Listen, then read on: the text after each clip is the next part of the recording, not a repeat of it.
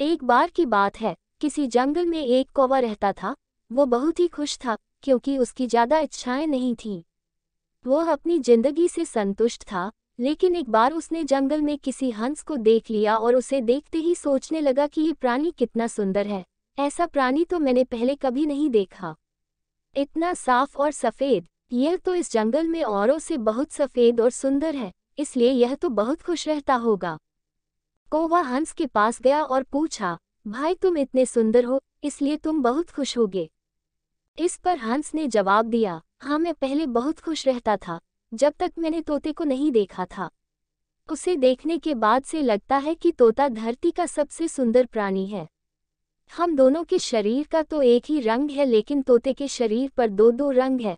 उसके गले में लाल रंग का घेरा और वो सूरखरे रंग का था। सच में वो बेहद खूबसूरत था।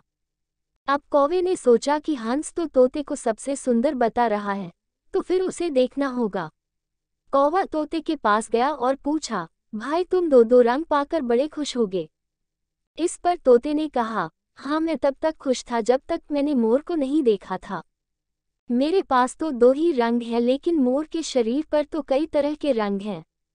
अब कौवे ने सोचा सबसे ज्यादा खुश कौन है, यह तो मैं पता करके ही रहूंगा।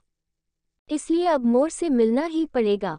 कौवे ने मोर को जंगल में ढूंढा, लेकिन उसे पूरे जंगल में एक भी मोर नहीं मिला और मोर को ढूंढते ढूंढते वह चिड़ियाघर में पहुंच गया तो देखा मोर को देखने बहुत से लोग आए हुए हैं और उसके आसपास अच्छी खासी भीड़ है।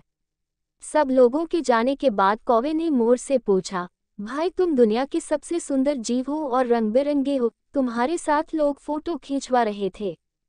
तुम्हें तो बहुत अच्छा लगता होगा और तुम तो दुनिया के सबसे खुश जीव होगे। इस पर मोर ने दुखी होते हुए कहा, भाई अगर सुंदर हूं तो भी क्या फर्क पड़ता है।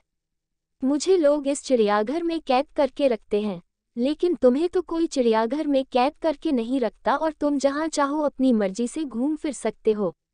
इसलिए दुनिया के सबसे संतुष्ट और खुश जीव तो तुम्हें होना चाहिए, क्योंकि तुम आज़ाद रहते हो। कौवा हैरान रह गया, क्योंकि उसके जीवन की अहमियत कोई दूसरा बता गया। दोस्तों, ऐसा ही हम लोग भी करते हैं। हम अपनी खुशियों और गुणों की तुलना दूसरों से करते हैं, ऐसे लोगों से जिनका रहन सहन का माहौल हमसे बिल्कुल अलग होता है। हमारी जिंदगी में बहुत सारी ऐसी चीजें होती हैं जो केवल हमारे पास हैं, लेकिन हम उसकी अहमियत समझकर खुश नहीं होते। लेकिन दूसरों की छोटी खुशी भी हमें बड़ी लगती है, जबकि हम अपनी बड़ी खुशियों को इग्नोर कर देते हैं।